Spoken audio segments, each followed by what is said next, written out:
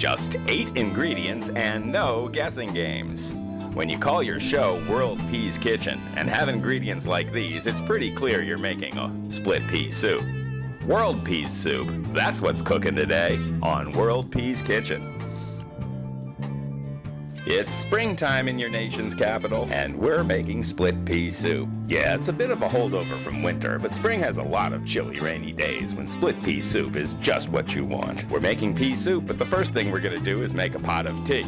Now, if you saw our Black Bean Burger show, you already know this trick. The lapsang souchong tea, also known as Russian caravan tea, is very smoky in flavor, and it'll give that smoky flavor to our soup, sort of as if we put a smoked pork product in there, which is something you can be pretty sure we're not going to do on Whirled Peas Kitchen. We're going to start with 4 cups of split peas, because on Whirled Peas Kitchen, we believe in making food in big batches and storing some for later. That's what makes vegan food convenient. Let's give these peas a good washing to remove any surface dirt. And as we do, we start to see a foam build up as the peas give off some of their starch. Actually, that's what makes the peas so healthy. Peas have high quality starches and sugars along with dietary fiber and protein in a way that helps your body regulate blood sugar. And that's really the trick behind this entire pea soup. We put this recipe together to taste great and really be satisfying, but it's made up of real healthy food. In fact, if you go to one of our favorite websites, World's Healthiest Foods, or whfoods.org, and look up every one of the ingredients in this soup, you'll see that these are real food,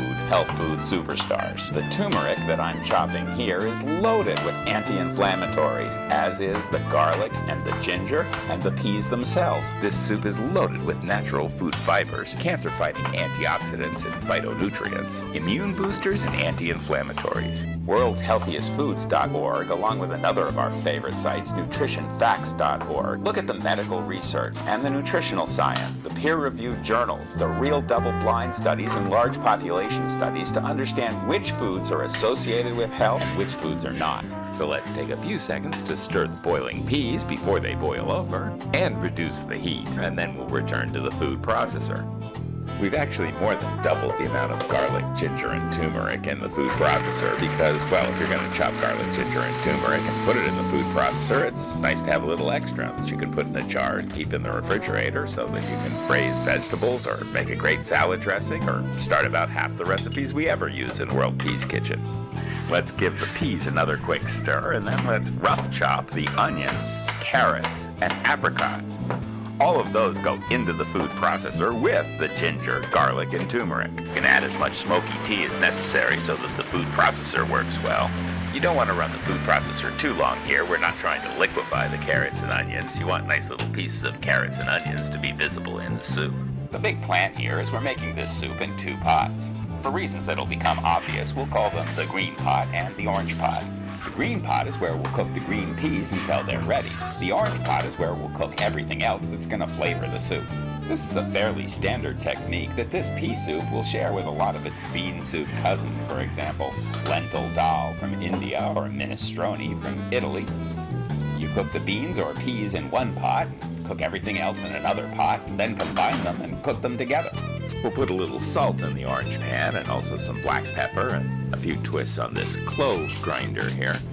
So for the next 30 minutes to an hour, all we're going to be doing is stirring the peas so they don't scald and checking them to see if they're done. And at the same time, we'll make sure there's enough water in the orange pot so that that doesn't scald. And keeping it moving on a nice low flame to slow cook the onions and the garlic and the ginger and the turmeric until it's a nice, rich, flavorful addition to the pea soup. We stir the green pot, check to see if it's ready. We stir the orange pot, check to see if it's ready, and then go sit down to watch a ball game for a few minutes. Come back and stir the green pot, check to see if it's ready, stir the orange pot. You get the idea. And eventually, the green pot is ready. You can see that the peas are all completely breaking down. At this point, we combine the 2 pots together and cook it somewhat longer. As long as you never burn the soup, the longer you cook it, the better it's going to taste.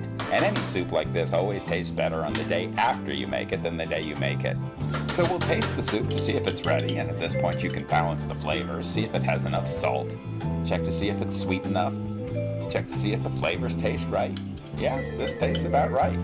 I'd say the soup is ready. Then of course, we're going to save a whole lot of it for the future. That's the way we do things on Whirled Peas Kitchen. This will make a lovely soup next week and perhaps the week after that. And through the magic of internet television, it is the week after that. Sherry's made a nice salad and heated up the vegan lasagna from another show.